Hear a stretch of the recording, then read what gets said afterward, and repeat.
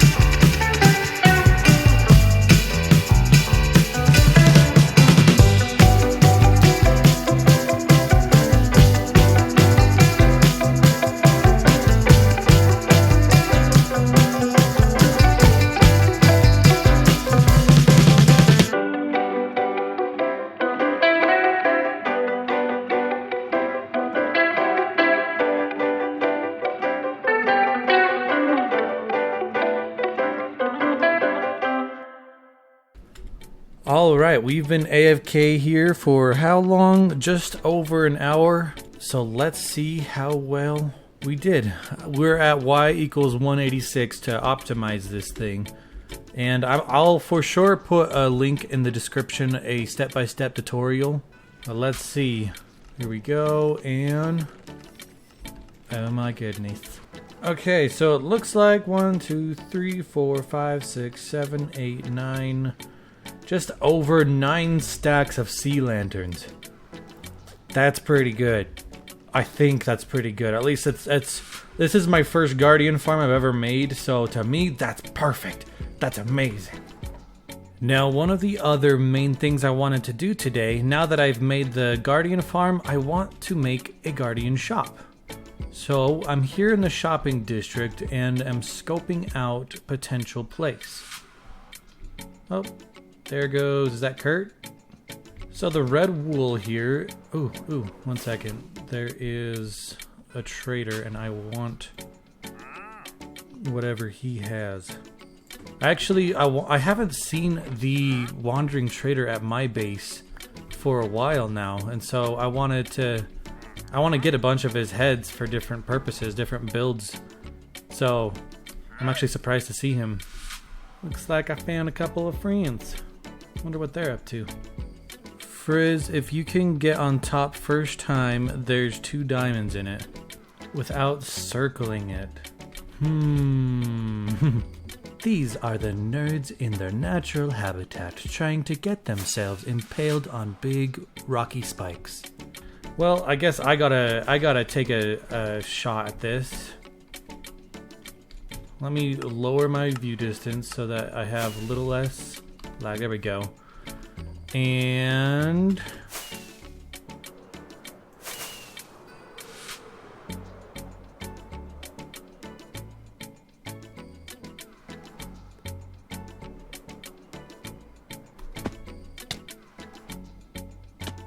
well, I did it. I think that counts, right? I did a little wiggle, but I didn't circle around. I only came from this side, so... Does that work? Smashed my toe to do so. Okay, well that was fun. I made money. That's my first time actually like getting money, or like first time being paid. Okay, sometimes it's hard to tell exactly when you can sleep with shaders. Right now, this is like the colors more or less when you can sleep normally, but when it's with shaders, it's like when it actually becomes like gray and gloomy, not when it's warm and fuzzy. Now I thought of a pretty fun design. I just for the overworld stuff, I think I have everything I need. This video is going to be full of time lapses, so might as well start the next one.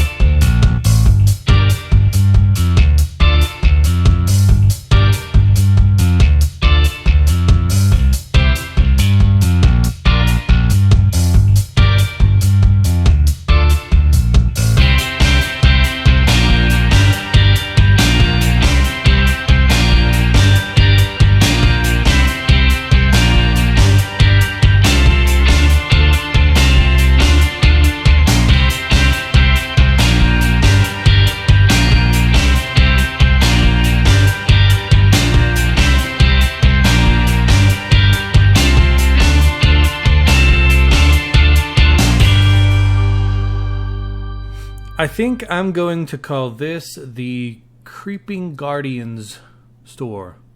It's so small. Look how little it is. I'm used to I'm used to building things a lot bigger, especially for the shopping district, because you really want to get people's attention. So I might do something about switching out this floor, making it more shiny, noticeable. Do something maybe in the background. I don't know, but for now, I think this is fun. I like it. This is the next day, so let's see if we have made any sales. Awesome. Awesome. Awesome. Yep, as expected, this is the one that everybody's going to want to buy. That's 28 diamonds in the first day. Not bad at all. Seeing as I had 6 diamonds to my name, I feel like this is pretty darn good. I'm thrilled to have a shop now. It's so simple, so small, yet it's really fun. I like it. Now there's one more major thing that I wanted to do for this episode. As you might know, I have been working on my mountain using the lava and water trick. And I'm really close to finishing, at least to the point where I can get into detailing and covering and, making it actually look good. I mean, you can really hear it when I hit my hand on the table. It's kind of funny when I'm sitting in the nether portal, I use my hand to talk. And so when I'm just sitting there, I oftentimes will just hit my hand on the table or the desk. And so sorry about that if it comes into the video multiple times. Look at all these ghasts. But let's head over to my base and let's finish up this mountain.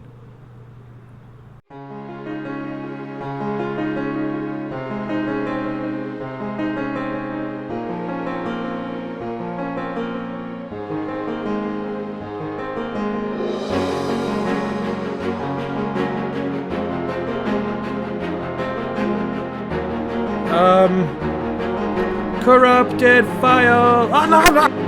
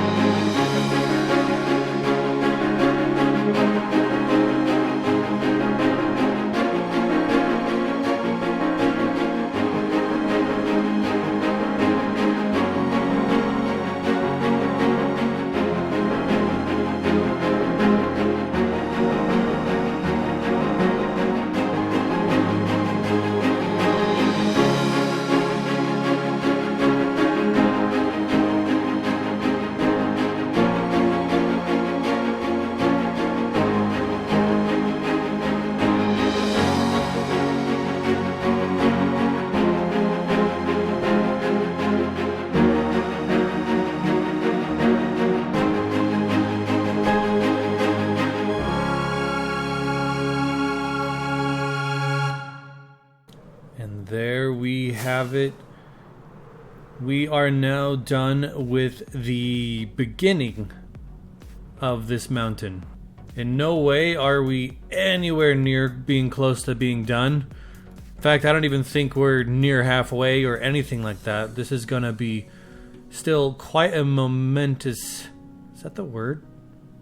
Momentous? No, like a monumental. This will be quite a monumental task. This cobblestone likes to stand out. Also, I realized something. So my base is like the main structure is going to be coming out of this volcano, at least partially. And I recently made a simple template or concept idea for my base in my creative world. It just is shapes and colors, but just the shapes and colors itself were really cool, really impressive, and my wife was really impressed as well. But it made me think that structures like this is actually nowhere near tall enough, because there's going to be high towers that are going to be connected, so this thing is probably going to have to be like up here. So I can build like a sugarcane farm in this portion of it, but the structure and building itself is actually going to have to be a lot taller, and there's going to be a few of those at least right next to the core. But it's going to be really fun task getting all of this finished.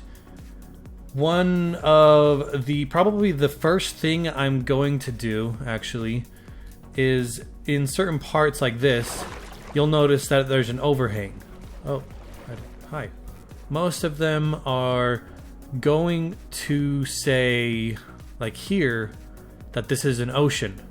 You can see in the F3 menu that this is considered ocean. Now, I mean, this hill right here is basically entirely an ocean because I built it over a lake. But there are certain portions that, like these places over here, this is where it's going to be mostly, I think. Yeah, look at that. It's pretty big. I'm going to want to actually carve out this chunk, make it more of a steep cliff. I could probably do like a little interior cave thing going on, but I need to do that, otherwise the edges of my base will constantly have mobs spawning, and the whole point of living in a mushroom biome is that you don't want to have to worry about that. So next episode we're going to begin work on detailing this mountain, and hopefully we'll see if we can fit in another farm or so. I really need iron. Honestly, that's kind of my biggest thing for pistons and hoppers. In order to make all these other farms, I really need iron. So maybe I can work on doing that. I most likely won't have one built by next episode, but perhaps I'll have a design ready for next episode, because it'll be difficult to build that thing without it, and whatever the heck that'll be. This episode was a lot more difficult to make than the usual episode, I'd say. There were lots of time lapses and lots of time itself spent. I spent many hours, and I really appreciate it if you guys would leave a like. If you enjoyed the video, consider subscribing, and if you have anything to say or any suggestions for me, any tips or tricks or who's it, what's it's, then leave a comment down below. If not, then I'm just glad that you're here. And I hope you guys have a great day, and I will see you in the next video. My father-in-law thinks it's really funny when I do this, and I guess it is kind of funny. So, bye!